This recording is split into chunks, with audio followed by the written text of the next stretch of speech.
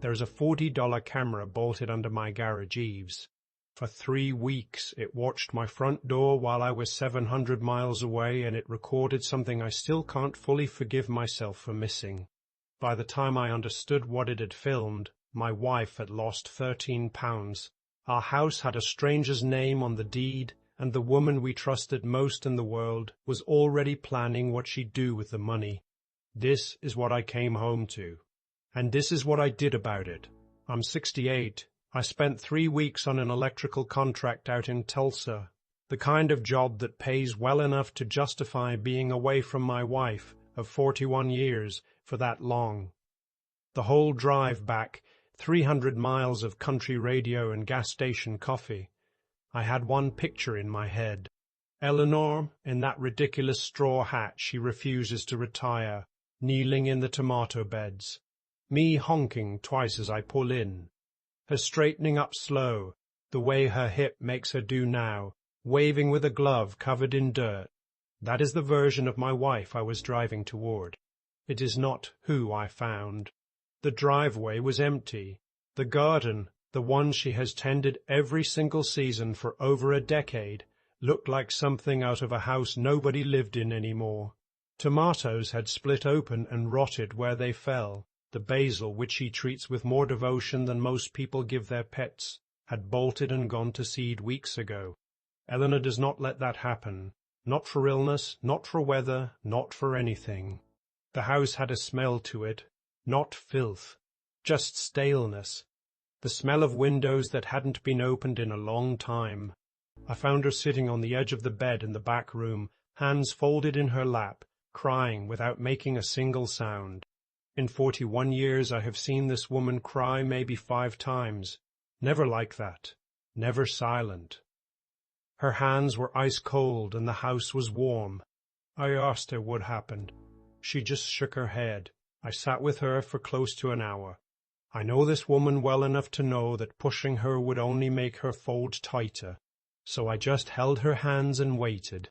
Eventually she said, in a voice that didn't sound like hers at all, "I want to go to bed." It was 4 in the afternoon. She walked down that hallway like a woman who'd been taken apart piece by piece and put back together wrong. Once she was asleep, I started looking, and the house, quietly, in small physical details, started telling me things she couldn't say out loud yet. There was a bathroom scale sitting by the back door.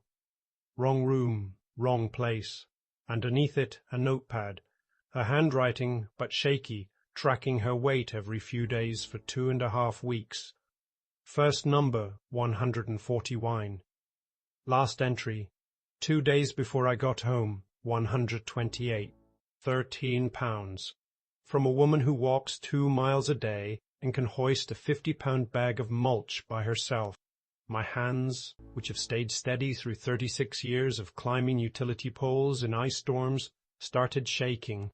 The fridge was almost empty. Spoiled milk. 3 unopened, expired yogurts. A lone jar of pickles. This from a woman who runs her kitchen like it's something closer to a shrine. In the trash, a styrofoam container from the diner on Route 9, a name scrawled on the lid in Sharpie. Not Eleanor's name, Marisol's. My son Daniel's wife of 9 years, the one who had volunteered so warmly to check in on Eleanor while I was away. Family takes care of family, she'd told me before I left. I remember thanking her. I went out to the garage and pulled up the security app on my phone. I'd nearly forgotten I even had cameras installed, an anniversary gift from Daniel 2 years back that I mostly ignored. There were close to 200 motion clips waiting from the 3 weeks I'd been gone. I started scrolling. Marisol's blue sedan parked at an angle that blocked the front window from the street. Coming and going at strange hours, 10 at night, 6 in the morning. Small bags carried in. Different bags carried out. One clip stopped me cold. Our neighbor Mrs. Hennings walking up the porch steps with a covered casserole dish. Marisol answering the door, blocking it with her body, smiling tightly, sending her away. The next morning, 6 a.m. sharp, the camera caught Marisol carrying that exact same dish back out to her car. She hadn't just been isolating my wife from outsiders. She'd been staging it, making sure nothing and no one got close enough to notice what was happening inside. I didn't sleep that night. Somewhere around 2 a.m., I went through the mail Eleanor had left sitting in the wooden bowl by the door, unopened, like she couldn't bear to look at it. Underneath the bills, a letter from our bank confirming a new authorized signer added to our checking account. Marisol's name. Dated 2 weeks earlier. I don't use online banking. I write checks and balance a paper register by hand. I had authorized nothing. Next, a letter from our financial advisor confirming a withdrawal request from our retirement account, $22,000, pending only Eleanor's signature, which had already been received. Then a letter from the credit union. A $40,000 line of credit, opened against the equity in our home. I had to walk a full circle around the kitchen twice before I could make myself sit back down. At the very bottom of the bowl was a single-folded sheet of yellow legal paper, Eleanor's handwriting, but barely recognizable, a list in her own hand of everything she'd been made to sign away over 3 weeks. The last line, written smaller than the rest, like she could barely bring herself to write it. The deed to the house. Underneath it, one more sentence. I am so sorry. I didn't know how to stop her. I put my head down on the table and cried like a man who had just understood something he badly did not want to understand. My wife had been terrified, alone in her own home, of someone we had welcomed into our family with open arms. When the shaking finally stopped, something colder took its place. I am not a violent man. But sitting there at 3 in the morning, I understood, really understood, for the first time in my life, exactly what pushes some men over that line. I didn't cross it. Instead, I made a list. Here's where the story turns, though I didn't know it yet. At 5 a.m., I cooked Eleanor's favorite breakfast. Bacon, eggs, toast, grapefruit dusted with sugar, and carried it to her on a tray. She looked at the food and started sobbing. Real sobs this time. Weeks of held breath, finally breaking loose. She told me why she'd stayed silent. Marisol had told her I had a bad heart, that the shock of the truth would kill me, that if Eleanor just kept quiet a little longer, it would eventually be just the two of them, Marisol and me, forever. She'd shown Eleanor doctored photos, claiming I'd met someone in Tulsa and had no plans to come home. She'd come at night with documents, insisting they were only to protect the house from debts I'd supposedly run up without telling anyone. None of it was true. I told her so, looking her dead in the eyes until I watched her start to believe me again. I locked every door, chained at the front, wedged the slider shut. I told her, stay in bed. Don't answer the door or the phone. Write down everything Marisol said and did. We're going to need it. By 8 a.m. I was in our attorney's office. Carlton Pewitt had known us 15 years, and something in my voice on the phone got his secretary to clear a slot immediately. I called Deputy Reyes, who ran the county's elder fraud unit. I still had her card from a talk she'd given at Evanas Bridge Group, of all places. Then I drove to the bank. Tatum, the branch manager, has known us just as long as Carlton has. She looked at the authorized signer letter and asked me straight, has someone been taking advantage of your wife? A family member? Yes. She froze the account on the spot, opened a new one in my name alone, and pulled 2 hours of transaction history. ATM withdrawals I never made, checks cashed, transfers that traced back personally to Marisol, including one withdrawal of $9,000 made in a single day, conveniently just under the federal reporting threshold. That detail told me something Tatum said out loud a moment later. This almost certainly wasn't the first time she'd done this to someone. That was the twist that changed the entire shape of the case. Carlton listened to the whole thing with his eyes closed, the way he always does when he's actually working. When I finished, he opened them and told me plainly, this wasn't a family dispute. This was multiple felonies, and he needed to know, quietly handled within the family or full legal consequences. I thought about my grandchildren, 7 and 4, kept away from their grandmother for 3 weeks over a made-up stomach bug. Every consequence the law allows, I told him. Then we do this right, he said. No confrontation, no tipping her off. 48 hours to build something airtight. Marisol called 4 times that day. Sweet voicemails full of concern. Eleanor closed her eyes every time her name lit up the phone.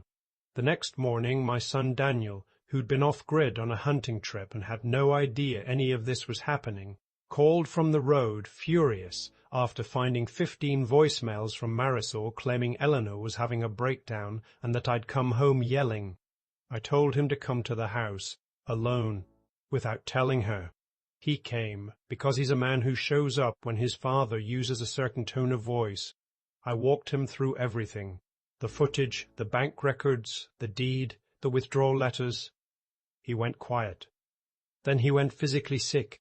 He'd been told his mother was depressed and embarrassed and should be left alone.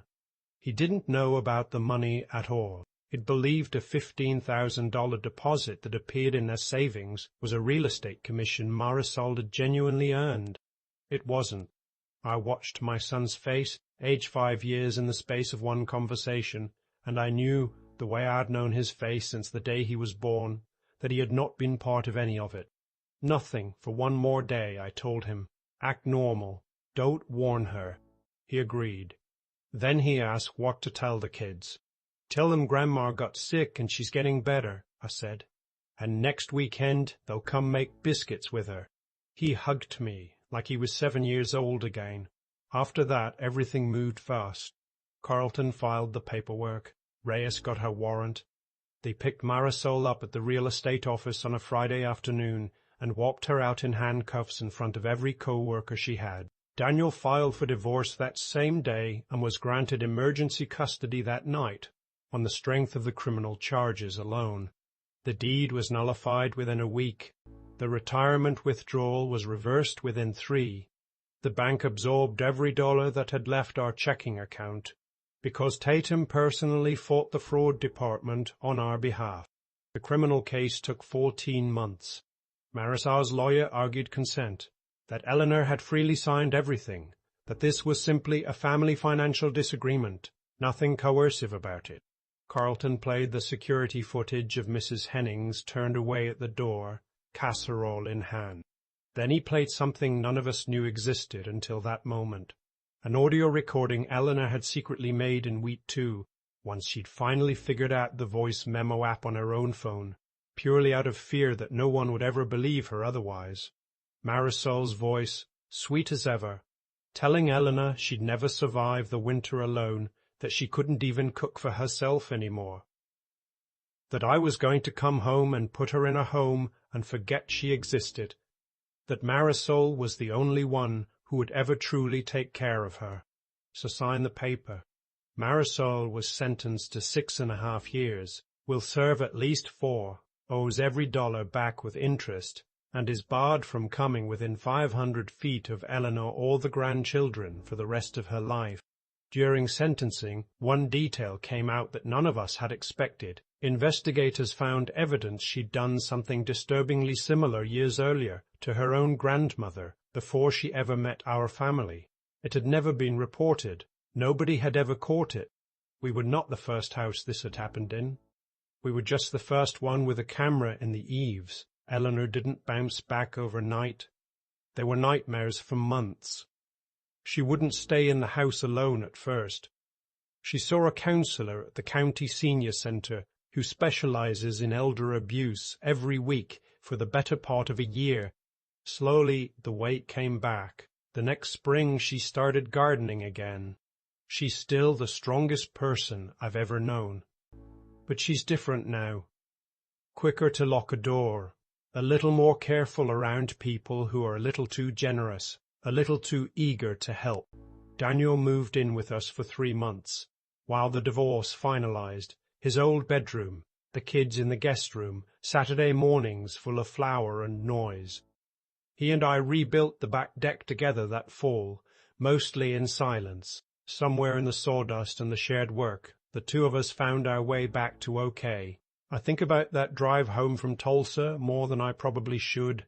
300 miles of country radio, picturing my wife safe in the dirt with her tomatoes, having absolutely no idea what I was actually driving toward. Here's what that year taught me.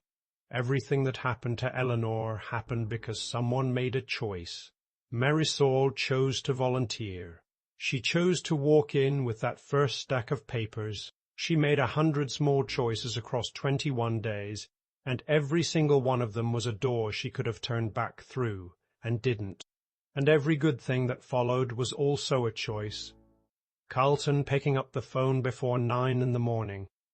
Tatum deciding to fight a fraud department for two people she'd known 15 years. Mrs. Hennings trusting her gut about a casserole that came back the wrong way. Eleanor terrified, figuring out how to record a voice memo because some instinct told her she'd need proof one day. There is no luck in the story anywhere. There is only what people do when nobody is watching, and what they do the moment somebody finally is. If you have parents in their 60s or 70s, even the strong ones, even the ones who swear they're fine, check on them yourself, not through the person who so generously offered to check on them for you. Show up unannounced. Call the landline, not the cell. Notice if the handwriting on the grocery list has started to shake. Notice if the garden's gone to seed. And if you're the one in your 60s or 70s, and someone in your life has quietly started managing who gets to reach you, answering your phone, turning people away at your own front door, telling you things about your husband or your children that don't sit right in your gut. Trust that feeling. Find a way to make one phone call. Find a way to leave one note somewhere it'll be found. The person who loves you and lives far away wants nothing more in the world than to know. And get a camera. A $40 camera bolted into the eaves of a garage gave me 3 weeks of proof that put a predator behind bars. You don't need to check it every day. You just need it there. A month after the sentencing, Eleanor and I were out pulling dead annuals on a cold, grey November morning. She straightened up slow the way she always does, dirt on her glove, and told me what had kept her holding on through all 21 days alone in that house. He is going to come home, she said, and he is going to know. I set my trowel down for a minute. I came home, I told her. I always will. I know, she said, and went back to weeding. So did I. The light was thin and gold.